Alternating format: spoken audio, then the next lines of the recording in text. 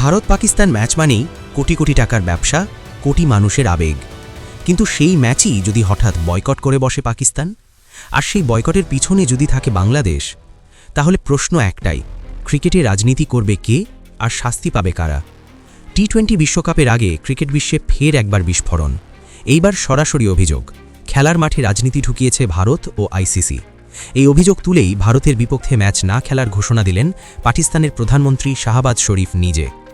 গতকাল ইসলামাবাদে মন্ত্রিসভার বৈঠকে শাহবাজ শরীফ স্পষ্ট ভাষায় জানালেন, টি-20 বিশ্বকাপে আমরা ভারতের বিপক্ষে খেলব না, কারণ খেলাধুলায় রাজনীতি থাকা উচিত নয়। কিন্তু এখানেই শেষ নয়, তিনি আরও এক ধাপ এগিয়ে বললেন, পাকিস্তান পুরোপুরি বাংলাদেশের পাশে দাঁড়াচ্ছে। অর্থাৎ বিষয়টা আর শুধু ভারত পাকিস্তান নয়, এটা এখন বাংলাদেশ বনাম আইসিসির দ্বিমুখী নীতির প্রশ্ন। ঘটনাটা শুরু হয়েছিল কোথা থেকে? ভারতের সাম্প্রদায়িক উগ্রবাদীদের হুমকির মুখে মুস্তাফিজুর রহমানকে আইপিএল থেকে বাদ দেওয়া হয়। এরপর বাংলাদেশ সরকার জানায়, ভারতে দলের নিরাপত্তা নিশ্চিত নয়। আইসিসিকে অনুরোধ করা হয় ভেন্যু শ্রীলঙ্কায় সরানোর, কিন্তু আইসিসি বলে মুস্তাফিজের ঘটনা বিচ্ছিন্ন ও অপ্রাসঙ্গিক। ফলাফল, বাংলাদেশকে বিশ্বকাপ থেকেই বাদ, জায়গা পায় স্কটল্যান্ড। এখানেই বড় প্রশ্ন উঠে যায়, ভারত পাকিস্তানের ক্ষেত্রে নিরাপত্তা মানা হয়, কিন্তু বাংলাদেশের ক্ষেত্রে কেন নয়? এই প্রশ্নটাই প্রকাশ্যে তুলে ধরেন পিসিবি প্রধান মহাসিন নাকভি। তিনি বলেন, বাংলাদেশের প্রতি অন্যায় করা হচ্ছে, আইসিসির নীতি স্পষ্টভাবে দ্বিমুখী। আর এখানেই পাকিস্তানের অবস্থান পরিষ্কার হয়ে যায়, বাংলাদেশকে বাদ দেওয়ার প্রতিবাদেই ভারত ম্যাচ বয়কট। 7 ফেব্রুয়ারি শুরু 2026 টি-20 বিশ্বকাপ, ভারত শ্রীলঙ্কা যৌথ আয়োজন।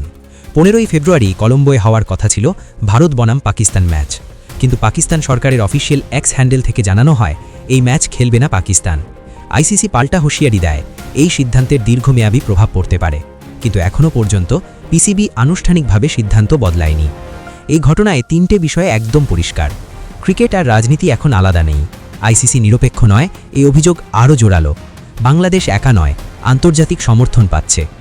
আজ বাংলাদেশ বাদ পড়ছে, কাল কি অন্য কেউ? এই প্রশ্নটাই এখন বিশ্ব ক্রিকেটের সামনে। আপনার মতে পাকিস্তানের সিদ্ধান্ত কি সাহসী, নাকি ক্রিকেট বিশ্বে আরও বড় অচলাবস্থার শুরু? আইসিসি কি সত্যি দ্বিমুখী নীতি অনুসরণ করছে?